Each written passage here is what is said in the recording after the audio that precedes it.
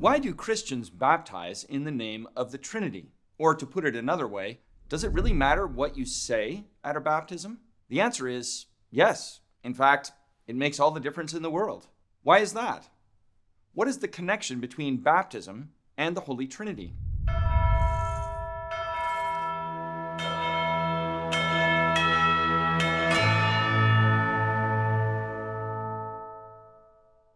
After his resurrection, Jesus appeared to his disciples and commanded them, "Go and make disciples of all nations, baptizing them in the name of the Father and of the Son and of the Holy Spirit." We read that in Matthew's Gospel. So the first answer to our question might be, we baptize in the name of the Trinity because Jesus told us to.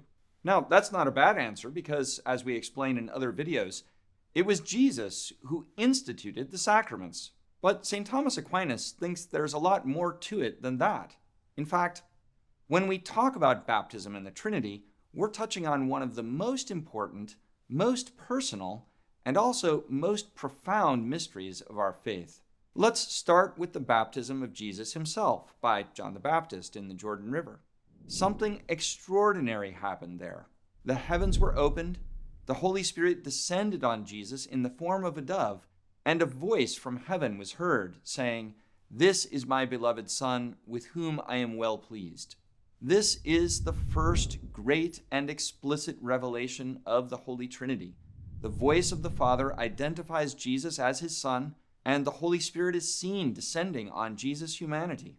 Of course, this immediately raises lots of questions that we've treated in other videos on the Trinity. And it took a while for the disciples to understand the full meaning of this event, of this revelation, that the one God of the people of Israel is Father, Son, and Holy Spirit, three divine persons who share, indeed, who are the one divine nature. But let's go back to Jesus' baptism. Jesus was completely free from sin, and so he didn't need to be baptized. He did so not for his sake, but for ours. He made himself the primary example, the blueprint of our baptism, or what Aquinas calls the exemplar of baptism, so that as we receive this sacrament of baptism, we would be configured to Christ and to the Trinitarian pattern of Christian salvation. To put it another way, Aquinas thinks that looking at Christ's baptism helps us see how the incarnation, the sending of the divine person of the Son into the world as man in Jesus Christ, how the incarnation itself is thoroughly Trinitarian in its very structure and in its deepest principles. As we learn from Jesus' baptism, the Father sends his Son into the world as man and fills the sacred humanity of Jesus with the Holy Spirit.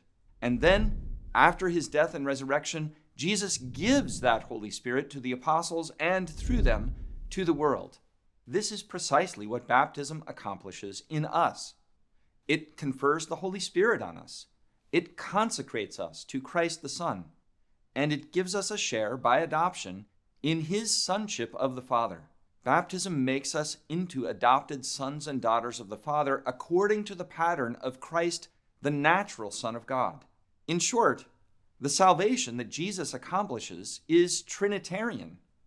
And when we are baptized into that Trinitarian mystery.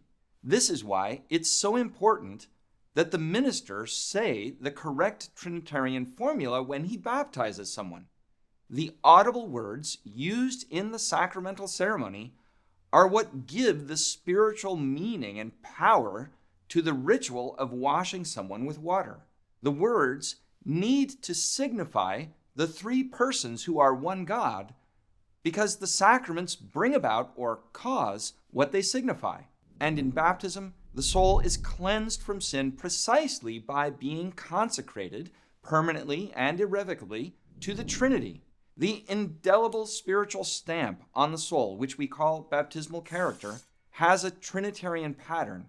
It makes the soul into a spiritual temple, holy to the Lord, where the three divine persons come to dwell in person by grace. So if the words used in baptism don't signify the Trinity, then the baptism won't bring about this Trinitarian effect.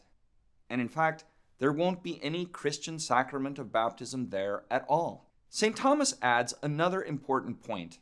We can understand it with an example. A sheriff doesn't arrest a thief in his own name. He says something like, "Stop in the name of the law." He's only a minister of the law. He carries out his duties by acting with the power of the law, a power that doesn't come from him. And likewise, in baptism, the person who pours the water and says the words is only a minister, an instrument. The real author and cause of baptism is the Holy Trinity. And this is why the minister does not baptize in his own name, but only in the name of the Father and of the Son and of the Holy Spirit. Now, what if the minister is thinking of the Trinity, but doesn't say the precise words in the name of the Father and of the Son and of the Holy Spirit? Is there something special about those particular words? Well, yes, there is.